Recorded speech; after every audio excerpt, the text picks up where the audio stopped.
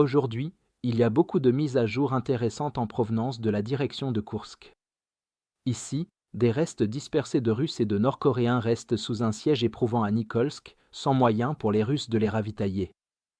Alors que les Ukrainiens s'assuraient qu'aucun approvisionnement supplémentaire n'atteigne les forces assiégées, les Nord-Coréens ont décidé de tenter leur chance, ce qui s'est terminé en désastre lorsque les Ukrainiens ont déployé leurs drones pour traquer tout le monde. Comme vous vous en souvenez du rapport précédent, les restes de la dernière attaque nord-coréenne avaient pris position dans certaines parties de Nikolsk mais se sont retrouvés coupés des approvisionnements en raison du contrôle total des Ukrainiens sur les lignes de communication russes vers la localité. Dans une tentative de lever le siège des soldats nord-coréens, les marines russes ont lancé une grande attaque mécanisée ratée à travers les champs gelés, essayant de ravitailler leurs alliés coupés, alors que les survivants de cette attaque n'ont fait qu'épuiser davantage les ressources déjà limitées à Nikolsk. L'objectif principal des forces ukrainiennes est d'épuiser les forces nord-coréennes à Nikolsk et de les priver complètement de nourriture, d'eau et de munitions tout en empêchant les Russes de les ravitailler. C'est l'approche la plus efficace pour les Ukrainiens car ils peuvent user les forces nord-coréennes au fil du temps sans sacrifier de précieuses ressources humaines et matérielles pour les déloger de la localité. Les Ukrainiens ont l'avantage du temps car les Nord-Coréens, dans leur situation actuelle, ne représentent aucune menace pour les positions ukrainiennes et la défensibilité globale du saillant nord de Koursk. Pour maintenir leur avantage, les Ukrainiens ont renforcé leur défense en approvisionnant leurs positions de tir avec suffisamment de missiles guidés anti-chars, de drones et d'équipements d'infanterie générale. De plus, les Ukrainiens devaient s'assurer qu'aucun approvisionnement supplémentaire n'atteigne l'ennemi à Nikolsk et ont intensifié leur ciblage des positions arrières russes et des lignes d'approvisionnement. Si les Ukrainiens peuvent intercepter suffisamment de fournitures russes se dirigeant vers la ligne de front, ils couraient beaucoup moins de risques que les Russes lancent une autre mission de ravitaillement, car les Russes commenceraient à souffrir eux-mêmes de pénurie. Cependant, des images de combats géolocalisés publiées par des opérateurs de drones ukrainiens révèlent comment les Ukrainiens ont d'abord ciblé les véhicules russes abandonnés encore éparpillés dans le champ après la dernière attaque ratée. Ces véhicules étaient remplis à ras-bord de munitions, de nourriture, d'eau et de fournitures médicales, ce qui signifie que les laisser intacts risquerait qu'ils tombent entre les mains des Nord-Coréens assiégés.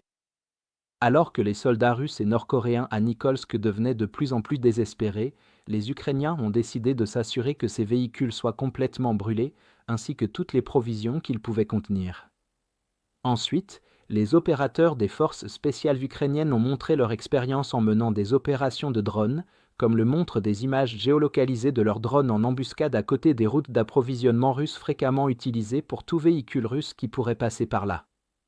Cette tactique permet d'économiser la batterie du drone, augmentant ainsi la probabilité de mener une frappe réussie, car les opérateurs de drones peuvent même avoir plusieurs drones FPV en attente en même temps, en prenant le contrôle de chacun d'eux au fur et à mesure que les véhicules russes avancent sur la route.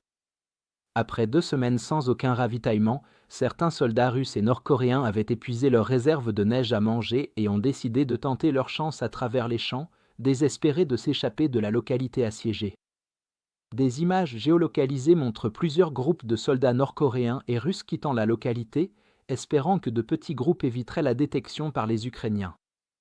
Malheureusement pour les Russes et les Nord-Coréens, ils ne pouvaient pas se permettre d'attendre que le mauvais temps gêne l'observation des drones ukrainiens, car tous ces groupes ont été rapidement détectés et éliminés par des essaims de drones FPV.